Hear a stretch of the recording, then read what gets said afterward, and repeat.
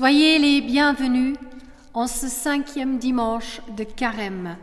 Pour la 3e fois, nous ne pouvons pas nous rencontrer physiquement, mais nous pouvons néanmoins rester en union de prière, de chant et de méditation de la parole de Dieu pendant ce temps d'éloignement physique. Nous sommes unis au nom du Père, du Fils et du Saint-Esprit. Amen. Et ensemble, nous voulons chanter le cantique « Le Seigneur seul est ma lumière » qui se trouve dans le recueil « Alléluia » au 12 05. Le Seigneur seul est ma lumière, ma délivrance et mon appui. Le Seigneur seul est ma lumière, ma délivrance et mon appui. Qu'aurais-je à craindre sur la terre, puisque ma force est tout en lui? Qu'aurais-je à craindre sur la terre, puisque ma force est tout en lui? Le Seigneur seul est ma lumière, ma délivrance et mon appui. Le Seigneur seul est ma lumière, ma délivrance et mon appui. Ouvre son bras puissant à ma requête, un grand secours me prêtera. Son bras puissant à ma requête, un grand secours me prêtera. Et dans le jour de la tempête, sur un rocher m'élèvera. Et dans le fond de la tempête, sur un rocher m'élèvera. Le Seigneur seul est ma lumière, ma délivrance et mon appui. Le Seigneur seul est ma lumière, ma délivrance et mon appui. Les yeux verront la délivrance que mon Sauveur m'accordera. Les yeux verront la délivrance que mon Sauveur m'accordera. Aussi mon cœur plein d'assurance en l'attendant s'affermira. Aussi mon cœur plein d'assurance en l'attendant s'affermira. Le Seigneur seul est ma lumière, ma délivrance et mon appui. Le Seigneur seul est ma lumière, ma délivrance et mon appui. Nous lisons dans le psaume 61, les versets 1 à 6 et le verset 9. Ô Dieu, écoute mon cri, sois attentif à ma prière. Quand je suis découragé, du bout du monde, je crie vers toi. Conduis-moi sur le rocher que je ne peux atteindre. Oui, tu es pour moi un abri. Avec puissance, tu me protèges contre l'ennemi. Je voudrais habiter pour toujours dans ta maison, me réfugier à l'ombre de tes ailes. Toi, mon Dieu, tu écoutes mes souhaits. Tu donnes ce qu'ils désirent à ceux qui t'adorent. Alors je chanterai sans cesse pour ton nom, et jour après jour, je tiendrai mes promesses. Amen. Et nous chantons « Le Seigneur seul est ma lumière », la dernière strophe. Mes yeux verront la délivrance que mon Sauveur m'accordera. Aussi mon cœur plein d'assurance en l'attendant s'affermira. Aussi mon cœur plein d'assurance en l'attendant s'affermira.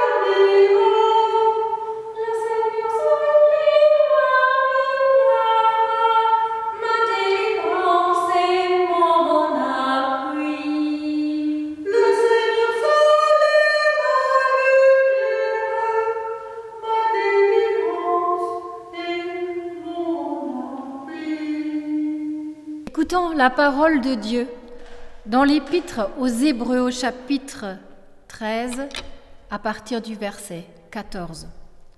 Seigneur, ouvre nos cœurs et nos oreilles à ta parole afin qu'elle nous aide à vivre en ce temps difficile.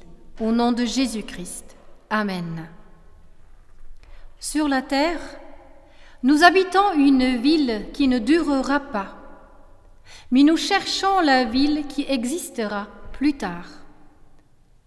Par Jésus, offrons sans cesse à Dieu un sacrifice de louange, c'est-à-dire des chants qui le reconnaissent comme Seigneur. N'oubliez pas de faire le bien et de vous entraider les uns les autres. Voilà les sacrifices qui plaisent à Dieu. Chers frères et sœurs en Christ, 15 jours de confinement sont derrière nous et la maladie continue à progresser. Chacun connaît une personne malade. Tous les jours, nous lisons plus d'annonces de décès dans le journal. Au milieu du temps de carême, cette maladie nous rappelle avec force, avec violence, notre finitude. Cette vérité que nous avions poussée hors de nos vies, habitués à vivre dans un pays en paix et doté d'un bon système de santé. Mais actuellement, nous ne pouvons plus fermer les yeux sur la souffrance, la solitude des malades et la mort. Nous souffrons de la mort de nos proches, mais aussi de celle des nombreux anonymes. Comment pouvons-nous réapprendre à regarder tout cela en face? Jésus-Christ a annoncé sa mort à plusieurs reprises avant de souffrir à Jérusalem. Il voulait avertir et obliger les disciples à regarder, à se préparer à l'inéluctable. Mais les disciples ne comprenaient pas et lui demandaient même d'arrêter de parler de cela. Eux, pas plus que nous aujourd'hui, ne voulaient pas envisager la mort de leur maître, du rabbi. Le temps de carême, frères et sœurs, ce cheminement de 7 semaines jusqu'à Pâques est depuis longtemps un temps de retour sur soi, sa vie, ses choix. Un temps pour marcher à côté de Jésus qui s'approche tous les jours un peu plus de sa propre souffrance, de sa propre mort. Et l'inverse est vrai aussi. Jésus-Christ marche à nos côtés. Il est présent parmi nous. Il souffre avec nous. Il ne nous laisse pas seuls. Il indique que l'horizon est plus loin que ce que nous percevions aujourd'hui. L'Épître aux Hébreux pose notre finitude comme un constat, mais elle aussi ne s'arrête pas là, car elle voit plus loin, au-delà de la mort. Il y a une perspective d'avenir, la ville qui existera plus tard, celle qui est à venir. Alors pour nous aujourd'hui dans cette situation, où est l'horizon? Où est l'espérance? Où trouvons-nous la lumière et la paix? Tout d'abord, prier.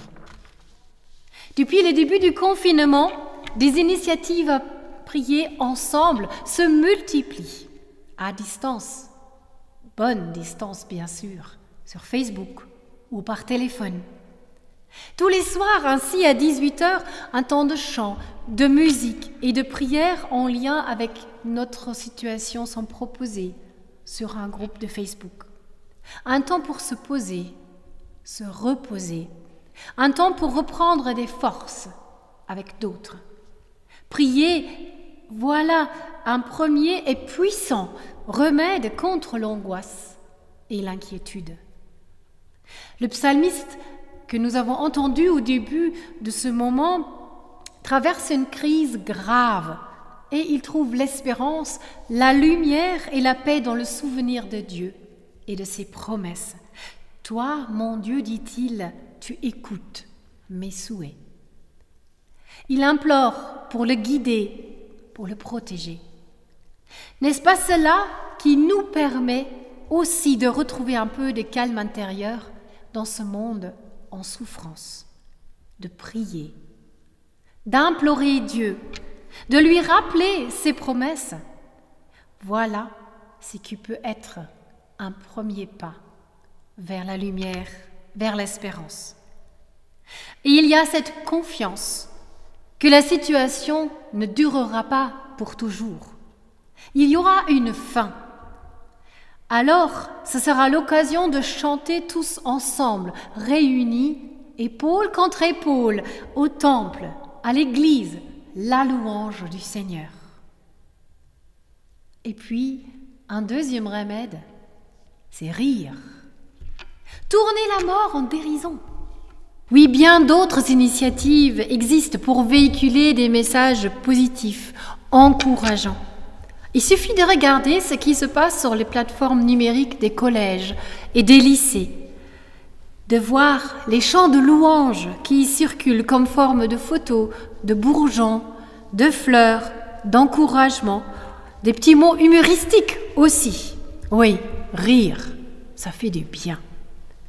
Je crois que je n'ai jamais reçu autant d'images et de petites vidéos drôles comme en ce moment. Des images et des séquences qui veulent dédramatiser la réalité, lui ôter son aspect menaçant. Rire. Dans les temps anciens, le culte de Pâques commençait avec des blagues, avec de l'humour, car Jésus-Christ a vaincu la mort. Oui, il l'a vraiment vaincu. Une victoire totale qui a fait disparaître la mort. Ha! Mort, où est ta victoire? Mort, où est ton arme?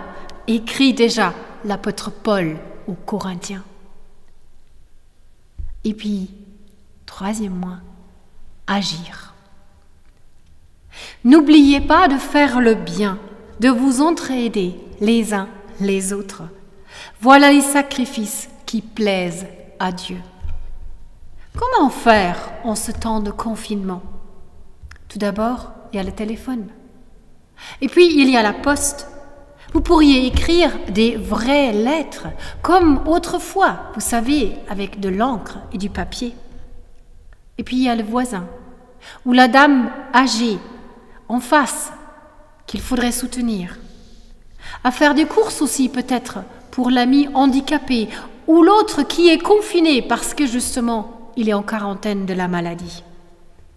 Et il y a de l'aide à devoir, à prodiguer aux petites voisines du 3e étage qui s'en sortent pas bien toutes seules avec les cours uniquement par informatique.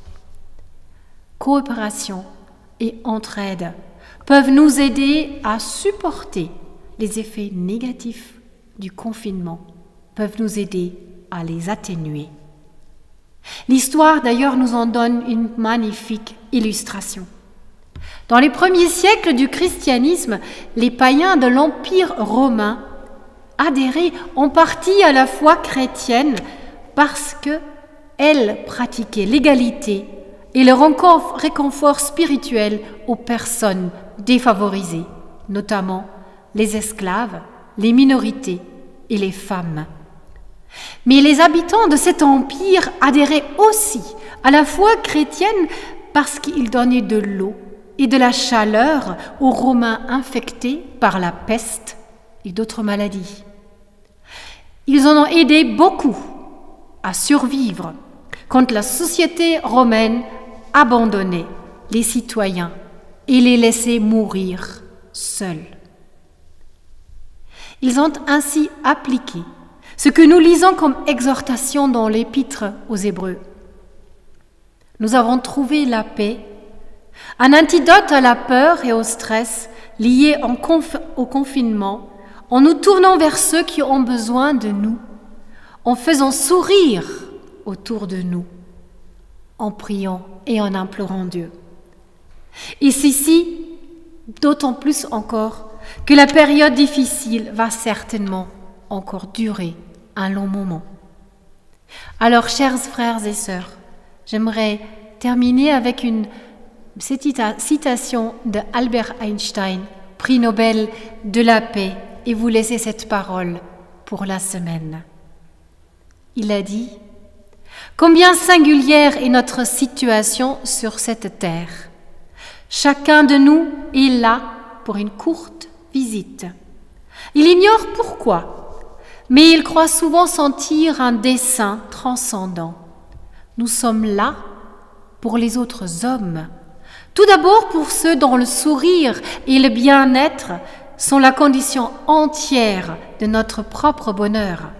Ensuite, pour la multitude des inconnus auxquels nous lie un lien de sympathie et d'humanité. Amen.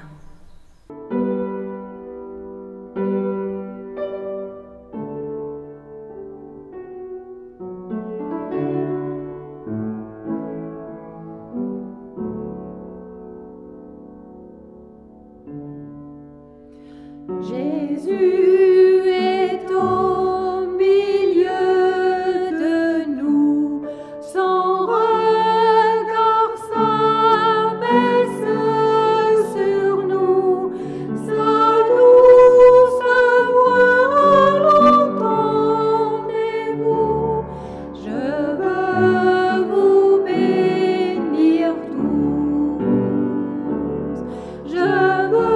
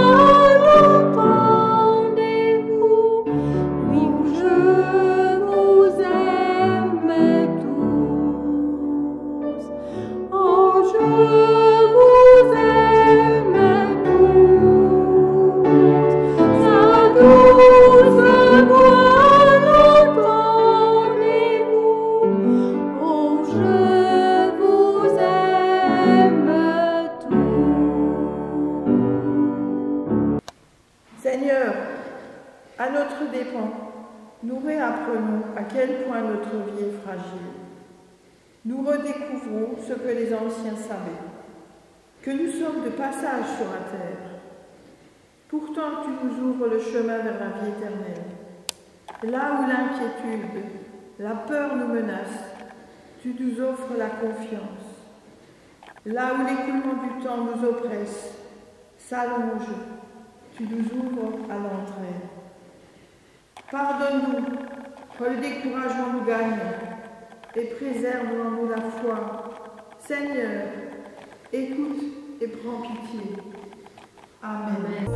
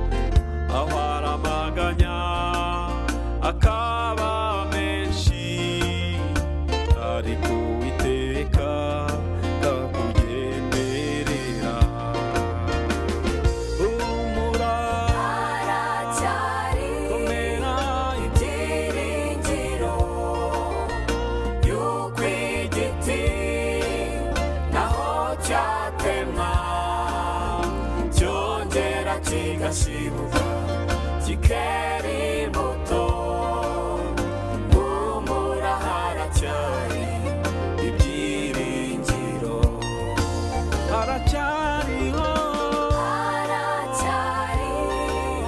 ibyiringiro yuko igiti naho cyatemwa cyongera kigashibuka kikera imbuto humura haracyari ibyiringiro